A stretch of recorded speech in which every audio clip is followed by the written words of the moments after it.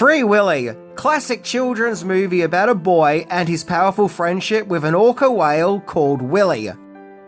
Released in 1993, Free Willy tells the story of a street-smart orphan called Jessie, who befriends Willie, an orca at an amusement park, and then tries to set him free and release him into the wild when he learns that the park's owner, Dial, who is played by someone Arnie won't be seeing at the party, has maniacal plans for Willie. So basically this movie is E.T., but with a whale. And back in the early 90s, we couldn't get enough of it.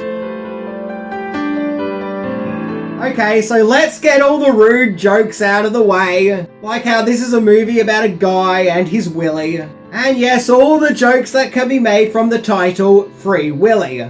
As well as the fact that on the movie's poster, it looks like that kid has superpowers and is punching that whale into orbit. Okay, so now all of that is out of our systems, let's look into 10 things that you didn't know about Free Willy. Let's check it out.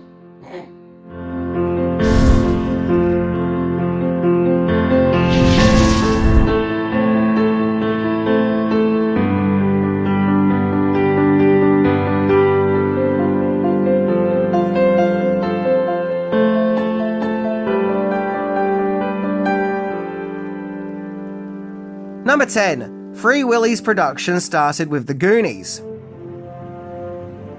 So we all know and love the Goonies. I mean, come on, who doesn't love this movie?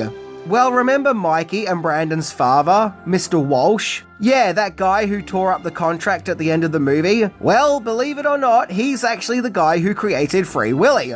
His name in real life was Keith Walker, and apart from small bouts of acting, he was mainly a writer, writing for shows like MASH, The Fall Guy, and Quincy M.E. And it was while filming The Goonies in 1984 that Walker came up with the idea of Free Willy, the heartfelt tale of a boy who befriends a whale and has to protect him from unsavory characters.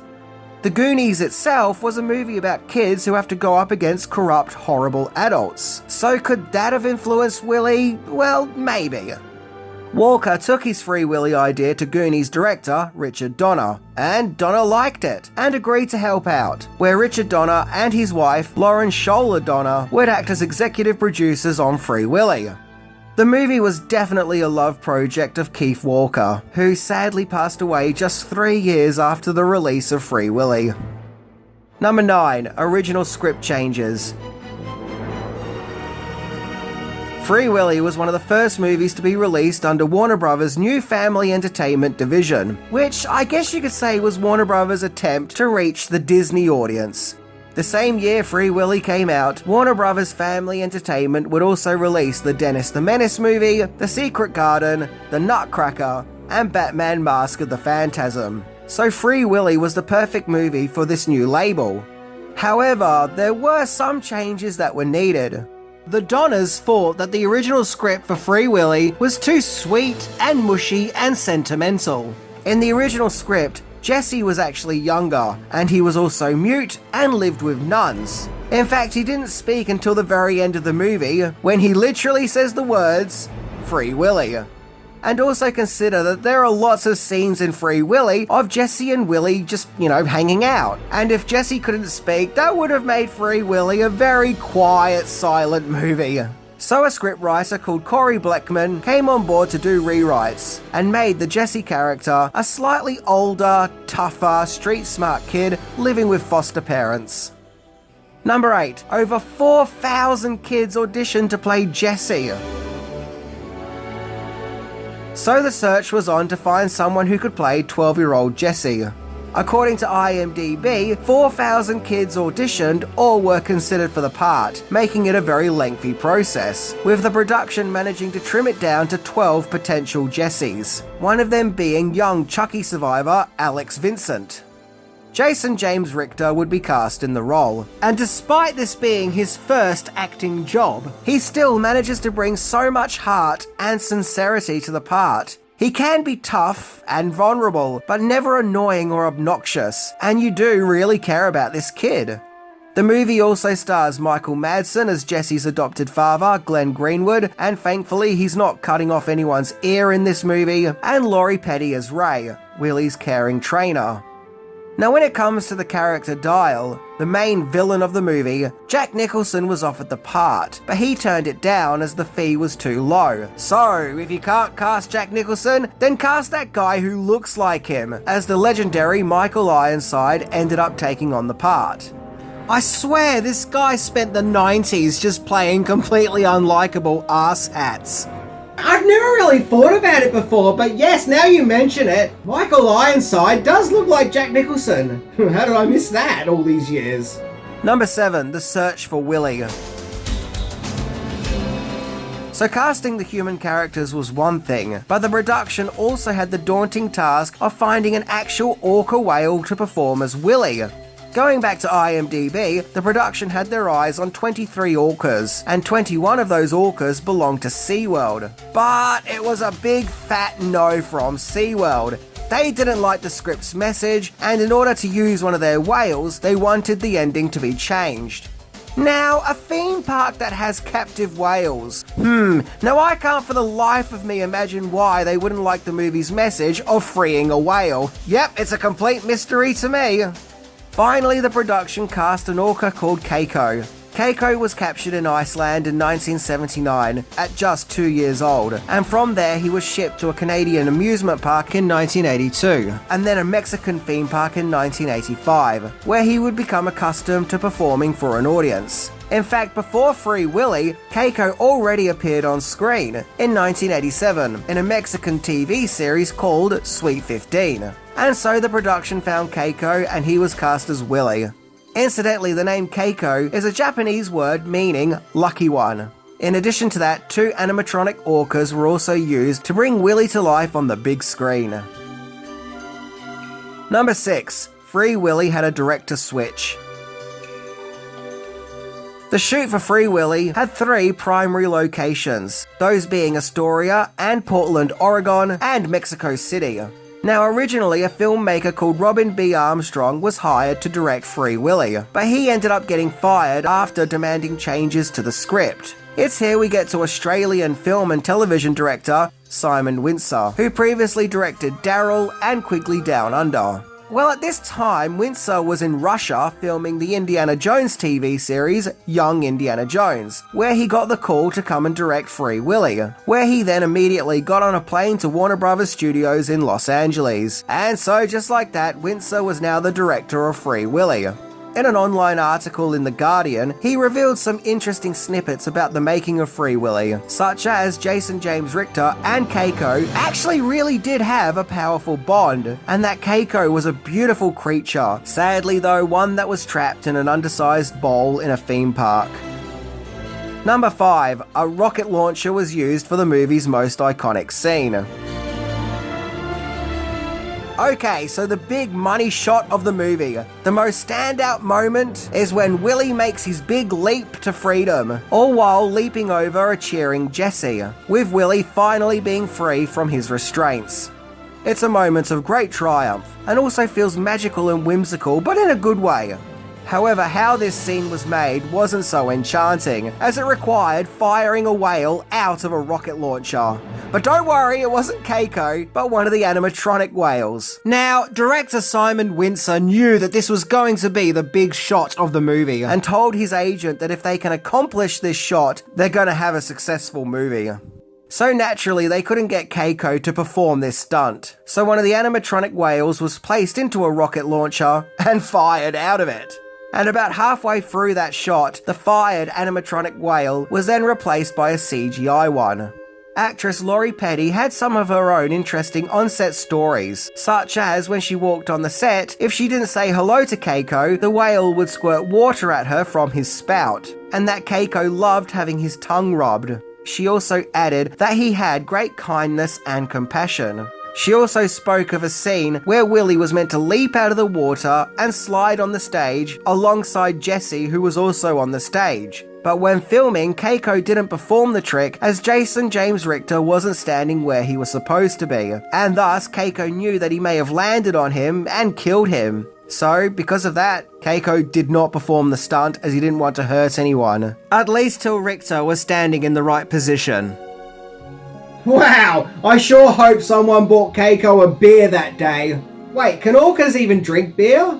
Okay, fish then, fish. I hope someone gave him a bucket of fish. Number 4. A trip to the dentist got Michael Jackson on board. Yep, it was when executive producer Richard Donner visited the dentist that he would have a fateful encounter that would lead to a big development in Free Willy. According to director Simon Windsor, Donner visited a dentist one day, and while sitting in the waiting room, Michael Jackson was also sitting there waiting. So while they were both waiting, Donner told Jackson about the movie that he was working on, about a boy who befriends a whale and helps to set him free. And Jackson said that he really wanted to see it, and probably followed that sentence up with a very enthusiastic hee hee. Jackson saw an early rough cut of Free Willy and loved it and gave the production his song Will You Be There, which was a song from his at the time latest album Dangerous. Having Will You Be There definitely elevated Free Willy, as this was back when Michael Jackson's King of Pop stardom was in full swing, and it is a great powerful song that complements the movie. Will You Be There itself would become very successful, reaching number 6 in the Hot 100 Billboard charts, with it even earning a platinum certification. And having the song attached to Free Willy definitely helped Free Willy. Although, technically, there are kind of 2 Jackson songs used in Free Willy, as the other song used to promote the film was a song called Right Here, the Human Nature Remix, by a group called SWV, and the song actually uses the tune as well as vocals from Jackson's song Human Nature. Yep, back then it seemed to be all about Michael Jackson. Number 3. The Real Life Fate of Willie. Free Willy did something that no other film had done beforehand. It brought to the table the discussion of whales in captivity, or at least on a massive scale. Suddenly, thanks to Free Willy, there was more social awareness to this topic. In fact, Richard Donner added an Earth Island Institute hotline number in the movie's credits, and as a result, $70 million was donated to help save the whales, according to director Simon Windsor. There was also a huge focus put on Keiko too, as there was now massive backlash to have Keiko released into the wild, or at least have better living conditions, after it being discovered that his living standards weren't great, due to his water tank being too small, as well as the tank being too warm due to artificial chlorinated salt, which gave Keiko skin and immune issues. And so in 1996, he left the amusement park that he had been living in Mexico to a facility in Oregon, where he would recover. The movement even led to a foundation called the Free Willy Keiko Foundation. So really, it's as if the movie Free Willy had become meta, with the story now taking place in the real world, aka a story of getting this whale to freedom. After 22 years of captivity, in 2002, Keiko was released. Now, I would love to say that this story has a happy ending, I really would, but sadly Keiko died the following year in 2003, where he passed away due to pneumonia. And it was also said that something that led to his death was difficulties adapting to life not in captivity, on the account that he was captured too young, and spent too much of his life in captivity. And after the release of Free Willy, the sequels would entirely use animatronic whales, with no real whales being used at all for the sequels. Oh yes, there was sequels. It was sequels ahoy! Number 2, there were 3 sequels. So Free Willy would indeed become a franchise, where 2 years after the release of Free Willy, we got Free Willy 2: The Adventure Home. This time the story dealt with pollution, or in this case an oil spill, which was also topical at that time. And now Jesse has a younger brother. I can vaguely remember watching Free Willy 2 as a kid, and I found it okay. Very much an extension of the first movie. Not groundbreaking, but also not offensive at the same time. Free Willy 2 just was. Then in 1997 there was Free Willy 3: The Rescue, which yet again starred Jason James Richter, and this time the story focused around whale hunting. Now I never saw this one. I think by that stage I had my Free Willy fix. Okay, I probably could have worded that sentence better. I didn't need any more Free Willy in my diet. Once again, I probably could have worded that sentence better. I think at that stage, the FreeWilly brand kind of had its day and fizzled out. And it seems that others felt the same way, as the movie was a huge box office bomb, only grossing $3.4 million. Despite this though, Siskel and Ebert thought that Part 3 was the best FreeWilly movie.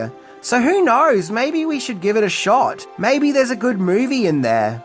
Then finally, 13 years later, in 2010, there was the straight-to-DVD entry called FreeWilly Escape from Pirates Cove. And I swear I didn't even know about this movie till now. This time there is no Jessie. I guess the Jessie storyline is done, where we now focus on a new character called Kira, played by Bindi Irwin, the daughter of Steve Irwin. So yeah, I can't say much about this movie, as I literally know nothing about it. It doesn't even have a critic score on Rotten Tomatoes, but it does have an audience score of 49%. Look, maybe it just came out at a time when the FreeWilly franchise was truly finished. And maybe it would have fared better if it had a larger budget and was given a theatrical release and felt more spectacular, but I don't know. Also in 2010, there was a documentary released about Keiko called Keiko the Untold Story. However, if you can believe it or not, at one stage FreeWilly was so popular, there was even a FreeWilly cartoon. Number 2.5, there was also an animated series. Yes, the series was broadcast in 1994 and 1995, consisting of 2 seasons, and was co-produced by Nelvana, who previously produced the Beetlejuice cartoon. So the basic storyline of FreeWilly is a boy's bonding friendship with a whale, where he helps to set him free. So how on earth do you extend on that and make a cartoon series about that? Well, easy. You have Willie and Jessie have to take on a cyborg, of course. Wow! Shit just went from 0 to 10 in no time flat! Yes, there was now a villain called The Machine, who looks like the Picard Borg from Star Trek. And he wants revenge as he blames Willie for losing his arm and face, or something, as well as these gooey, toxic green monsters. Okay, what's going on? Has someone put something in my coffee? What on earth has a cyborg with science fiction technology and gooey green monsters got to do with FreeWilly? Yeah, needless to say, this cartoon really flew off the handles and just went into its own realm of La La Land. Number 1. FreeWilly went up against Hocus Pocus in the box office. FreeWilly was released on July the 16th, 1993, the exact same day that fellow classic kids movie Hocus Pocus was also released. Yep, both these movies came out on the same day. Wow, what a time to be alive. FreeWilly absolutely obliterated Hocus Pocus, which only made $50 million on a $28 million budget, whereas FreeWilly made nearly $154 million on its $20 million budget, making it very profitable. FreeWilly also got glowing praises, with it being considered a crowd pleaser that's bound to tug on the heartstrings. But above all, FreeWilly would actually go on to be a very powerful and important movie, where as mentioned, it brought awareness to the conversation of whales and other sea life in captivity. Its message was clear, as the movie's very title suggests. It was to free Willie. But it was done in a way that was heartfelt and kind, not in an angry, aggressive, spiteful way that I think messages in modern movies tend to be like these days. But above all, FreeWilly is also kind of the real-life story of Keiko. So when we watch FreeWilly and get touched by it, I like to spare a thought for Keiko and think about his journey. FreeWilly is a movie that'll make you laugh and make you cry, as well as bedazzle you. But above all, it's a movie that once you watch it, you'll carry it with you in your heart forever. Yes. FreeWilly, despite its comically unfortunate movie title, is definitely very heartfelt, and one of those movies that has become magical moments in many people's childhoods. Anyway, I'm Minty, and never forget that one famous shot in FreeWilly was achieved by firing a fake whale from a rocket launcher. See ya!